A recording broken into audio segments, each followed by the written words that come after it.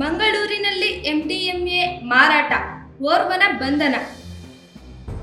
ಮಂಗಳೂರು ನಗರದ ಲಾಲ್ಬಾಗ್ ಪ್ರದೇಶದಲ್ಲಿ ನಿಷೇಧಿತ ಮಾದಕ ವಸ್ತು ಎಂಡಿಎಂಎ ಮಾರಾಟ ಮಾಡುತ್ತಿದ್ದ ವ್ಯಕ್ತಿಯನ್ನು ಸಿಸಿಬಿ ಪೊಲೀಸರು ಬಂಧಿಸಿದ್ದಾರೆ. ಬಂಧಿತನನ್ನು ಸೂಳಿದ ಪೆರುವಾಜೆ ಗ್ರಾಮದ ಮಾಣಿಕ್ಕರ ಪೋಸ್ಟ್ನ ಅಲಂತಡಕ್ಕೆ ಮನೆಯ ಮುಹಮ್ಮದ್ ಅಶ್ರಫ್ ಅಲಂತಡಕ್ಕೆ 50 ವರ್ಷ ಎಂದು ಗುರುತಿಸಲಾಗಿದೆ.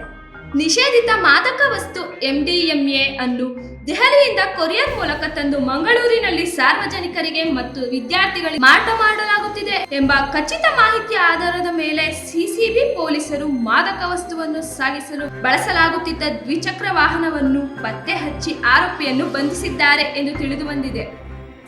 ಬಂಧಿತನಿಂದ 1 ಲಕ್ಷ ರು ಮೌಲ್ಯದ 11 ಗ್ರಾಂ ನಿಷೇಧಿತ ಎಂಡಿಎಂಎ, 1 ಮೊಬೈಲ್ ಫೋನ್ ಮತ್ತು ಹೋಂಡಾ ಆಕ್ಟಿವಾ ಸ್ಕೂಟರ್ ಅನ್ನು ಪೊಲೀಸರು ವಶಪಡಿಸಿಕೊಂಡಿದ್ದಾರೆ ಎಂದು ತಿಳಿದು ಬಂದಿದೆ. ಆರೋಪಿ ದೆಹಲಿಯಲ್ಲಿರುವ ಸ್ನೇಹಿತನ ಮೂಲಕ ಎಂಡಿಎಂಎ ಖರೀದಿಸಿ ಕೊರಿಯರ್ ಮೂಲಕ ತನ್ನ ಊರಾದ ಸೂಳ್ಯಕ್ಕೆ ತಲುಪಿಸಲು ವ್ಯವಸ್ಥೆ ಮಾಡಿದ್ದ. ಅಕ್ರಮ ಲಾಭ ಗಳಿಸುವ ಉದ್ದೇಶದಿಂದ ನಂತರ ತನ್ನ ದ್ವಿಚಕ್ರ ವಾಹನದಲ್ಲಿ ಮಂಗಳೂರಿನ ಮಾದಕ ವಸ್ತುವನ್ನು ಸಾಗಿಸುತ್ತಿದ್ದನು. ಅಲ್ಲಿ ಅವನು ಅದನ್ನು ಸಾರ್ವಜನಿಕರಿಗೆ ಮತ್ತು ವಿದ್ಯಾರ್ಥಿಗಳಿಗೆ ಮಾರಾಟ ಮಾಡುತ್ತಿದ್ದನು ಎಂದು ಪೊಲೀಸರು ಮಾಹಿತಿ ನೀಡಿದ್ದಾರೆ. ಈ ಕುರಿತು ಬಾರ್ಕೆ ಪೊಲೀಸ್ ಠಾಣೆಯಲ್ಲಿ ಪ್ರಕರಣ ದಾಖಲಾಗಿದೆ.